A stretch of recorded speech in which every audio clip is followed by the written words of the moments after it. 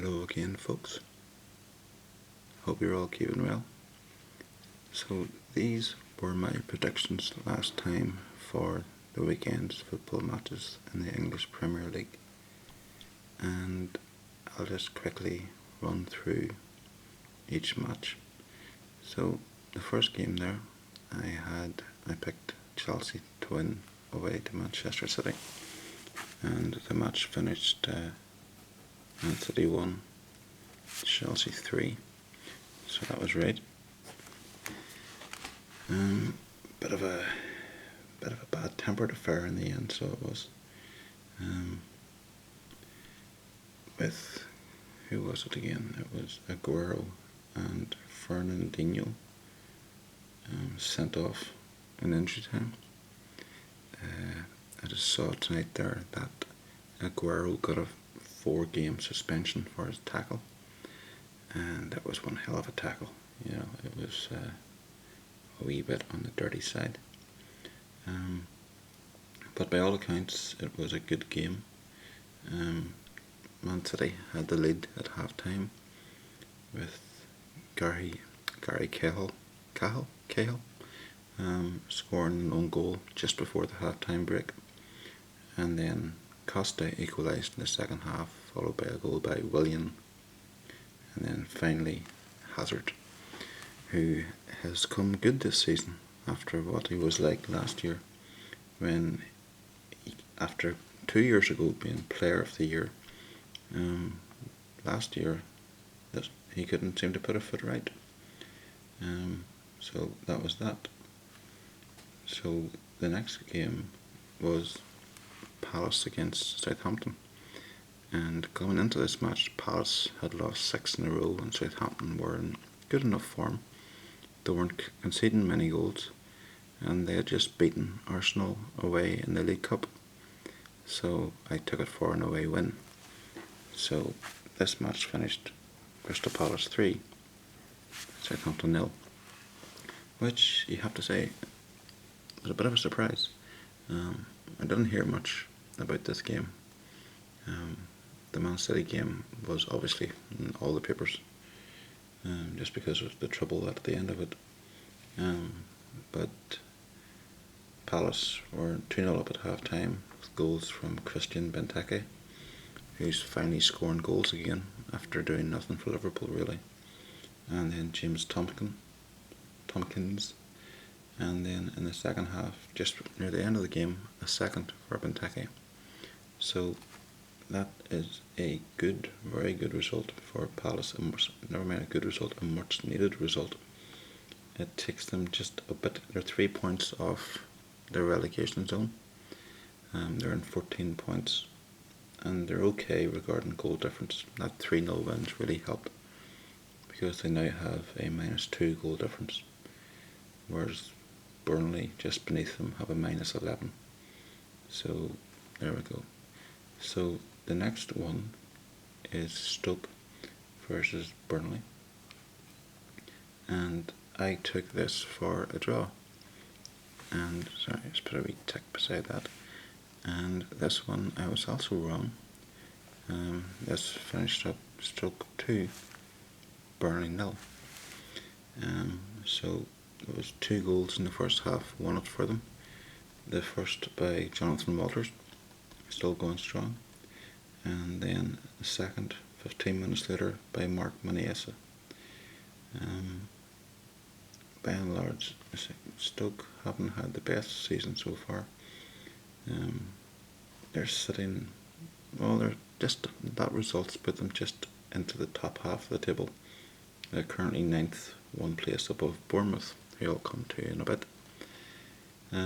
So that was a good, important result for them. Now, next up is a result that I actually got right for a change. This was a pretty big one to call. It was Sunderland, who at the time were bottom, against last year's champions Leicester, and that finished 2-1 to Sunderland. As the headline I saw on the BBC the BBC website today was, "What's gone wrong at Sunderland?" So this season they just really have collapsed. I think they've only really lost, I think it was one player. They lost Kante, who went to Chelsea. But they just can't seem to do anything away from home. I think I said it was last video, I said they had one draw away from home and 5 defeats. So it's now 6. It was a pretty uneventful first half. Then in the 64th minute, an own goal by Robert Huth. He's usually so reliable for Leicester. And then Jermaine Defoe, still banging them in, made it 2-0 before 10 minutes from the end, a goal from Shinji Okazaki. But Sunderland were just able to hold on, even with 6 minutes of stoppage time. So that's a very important win for Sunderland down at the bottom of the table. They were bottom, but they are now, well, third bottom, but it really tightens things up down at the bottom. They're now just a point behind West Ham.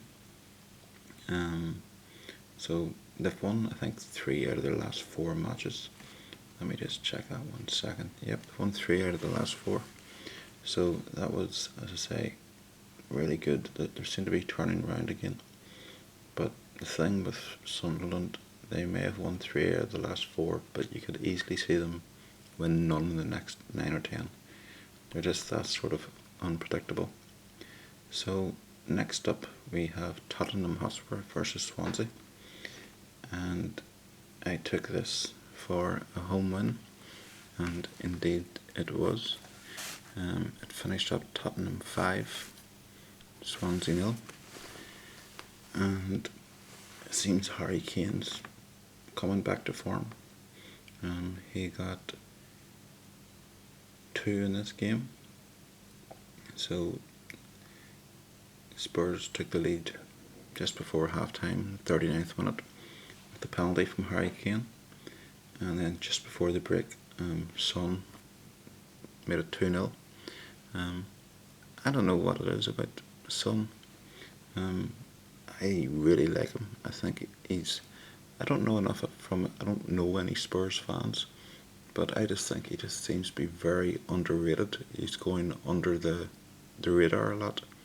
Anytime I've seen Spurs play, he just seems like a really good player. So that was a good buy wherever they got him from. I think he came from Germany. So then just in the second half, Harry Kane scored again to make it 3, and then the 70th minute, a goal from Eriksson, and then in stoppage time, a second from Eriksson to make it 5-0. So for the table, that keeps Spurs in 5th place. They're now currently 6 points ahead of Man United, who are turning into a bit of a draw specialist. And as for Swansea, they're now rooted at the bottom of the table because of Sunderland's win. So they've got a minus 15 goal difference, which is only worsened. The only one worse than that is Hull. So it's not looking too good for them. So next up we had a mid-table clash, West Brom versus Watford, and I took that to be a draw, and I was wrong. This finished West Brom 3, Watford 1. Game started off with a goal by Johnny Evans after a quarter of an hour with an assist from Chris Brunt to make it 1-0, and then almost 20 minutes later Chris Brunt made it 2-0. So they were pretty comfortable at half time. Then with half an hour to go, Watford pulled a goal back from Christian Capasil, and then just to make things harder for them, 6 minutes from the end, Watford had a man sent off, Roberto Pereira, and then in stoppage time, Matthew Phillips made it 3-1. So that was a good win for West Brom, because Watford haven't been doing too badly recently. So West Brom are now currently 7th in the table, just a point behind Man United. I'm sure if you had said to them at the start of the season, start of December, you'll be a point behind United, would you take it? I think they've been pretty happy with that. So they are kind of average, which says a lot about Man United's season.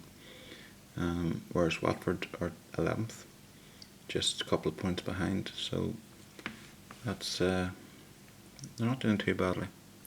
So next up we come to West Ham versus Arsenal. Now I took this for an away win, and indeed it was, but I was not really expecting the full-time result that we got. I think I said it would be an Arsenal win with not many goals. So I think you can see from this weekend's previous games, goals were pretty easy to come by. It was West Ham 1, Arsenal 5. So Ozil started things off midway through this first half to make it 1-0, and that's the way it stayed up until 20 minutes from the end. I remember I was at work on Saturday when this game was getting played, and I was on a break and it was 1-0, and then I saw someone, I checked my phone 15-20 minutes later, and I saw the full-time score was 5-1, and I couldn't believe it really. So Sanchez made it 2-0 after 72 minutes, and followed up with another goal, Sanchez, on the 80th. And then Andy Carroll pulled a goal back, former Liverpool player, Newcastle, scores. I'm going to guess it was probably a header. Yep, it was a header. So then after that, it was a fourth goal by Oxlade-Chamberlain, and then finally in the 86th minute, Sanchez got his hat-trick. Let me see, just check here.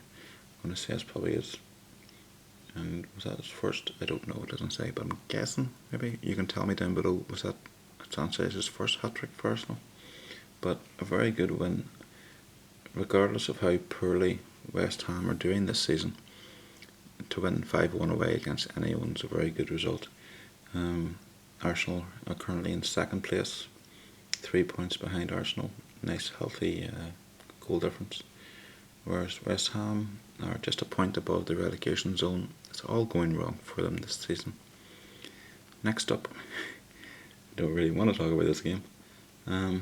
Next up, I took Bournemouth versus Liverpool for an away win, and for so long it was going well. But the final score was Bournemouth 4, Liverpool 3. Let's see here, Bournemouth's last 3 games before this was loss, win, loss. So they were due a win. The match started off pretty comfortably for Liverpool. Mane made it 1-0 after 20 minutes, followed by Divock Origi in the 22nd minute. And at that point, it was all looking good for Liverpool. Just keeping on the heels of Chelsea and Arsenal. And then Callum Wilson pulled a goal back with a penalty just into the start of the second half. And then less than 10 minutes later, Emre Can made it 3-1. And for all right-thinking people, you would have thought that was that. 25 minutes to go. Bournemouth, who had never beaten Liverpool, 2 goals behind. But then in the 76th minute, Ryan Fraser made it 3-2. And then 3 minutes later, they equalised through Steve Cook. And then in injury time, Nathan Ake scored a winner. So that was, from my point of view, a terrible loss. But fair play to Bournemouth. It's, if any team throws away a 3-1 lead with 20 minutes to go, they don't deserve it. So for Liverpool, they are currently third. They're above Man City on goal difference and a point behind Arsenal, 4 points behind Chelsea. Whereas Bournemouth, that win takes them up to 10th. Not doing too bad this season. They're in between Stoke and Watford. So it's going okay there. So next up is one of the traditional big games of the season, and I took it to be a draw, and indeed it was a draw. It finished Everton 1, Manchester United 1. So Manchester United were winning at half time, with a goal just before the break, by Zlatan Ibrahimovic. So, and that's the way it stayed, pretty much not pretty much, that's just the way it stayed up until the 89th minute, when Marion Fellaini gave away a penalty, which Leighton Baines, ever reliable, stuck into the net to make it 1-0. To make it 1-1. So, more complaints from Mourinho. He's never happy. But let's just check here. Manchester United aren't doing too hot this season. Their record's actually, well, their last 5 games in all competitions has been draw, win, draw, win, draw. So you would say they're due to win the next game. And the next game is on Thursday night away to Zorya in the Europa League. Looking ahead, they do have their next game's a hard game. They're home to Spurs, and after having, I think it's 3 or 4 home draws in a row, you'd think you would expect a draw. Maybe they're Man United, Spurs, but they followed it up with not too bad a run really. Away to Palace, away to West Brom, home to Sunderland, home to Middlesbrough, away to West Ham, home to Hull in the AFL Cup. So really, the next, I'm being biased here, and I was not biased as such, but you would just expect it. Their next hard game as such is the 16th of January, when they're home to Liverpool. So we'll see how United do in the next 5 or 6 games, which will, make or break their season. At this stage, they're 6th in the table, 13 points behind Chelsea. The way Chelsea's going, I can't see United catching that up at this stage of the season. And I know it's only the start of December, but United are 6th and Everton are 8th. So there's 2 average teams, in case there's any Man United fans listening there. So next up we come to Middlesbrough, finally. Middlesbrough against Hull, and I took that to be a home win, and with that I was correct. Finished Middlesbrough 1, Hull 0. I listened to the second half of this game tonight, or technically it's after midnight, last night, as I was walking into work, and the commentator said the 2 teams have played each other 29 times, and they had never ever been a 0-0 draw. And 5 minutes later, Middlesbrough scored. So, by all accounts, it was a thoroughly deserved win by Middlesbrough. They had 60% possession, 16 shots to 6. Hull are going through a hard season. They haven't got many players. It was 0-0 at half time, and it was a goal from a corner by Gaston Ramirez, who, according to the commentators on 5 Live, were saying that he was the best player on the pitch. So that's a good win for Middlesbrough. It's only their 3rd win of the season. So they're currently 13th, 15 points, 4 points off the relegation zone. Whereas for Hull, they're joint 2nd bottom with Sunderland on 11 points. So it's not going too good for Hull this year. Let's see their upcoming fixtures. Home to Palace on Saturday, that's a big game. Followed by away to Spurs, away to West Ham, then Man City and Everton, then West Brom and United. It's I have to say, it's not looking too good for Hull. They don't have a big enough squad to cope. But there you go. So those were my projections. I got 1, 2, 3, 4, 5, 6 out of 10. I'd give that a solid C, but I don't think I'm ever going to get an A. If I do ever get an A, I'll be very disappointed because I won't have gambled on it. So that's all for now. and I will make another prediction video again on Friday night. Until then, see you later.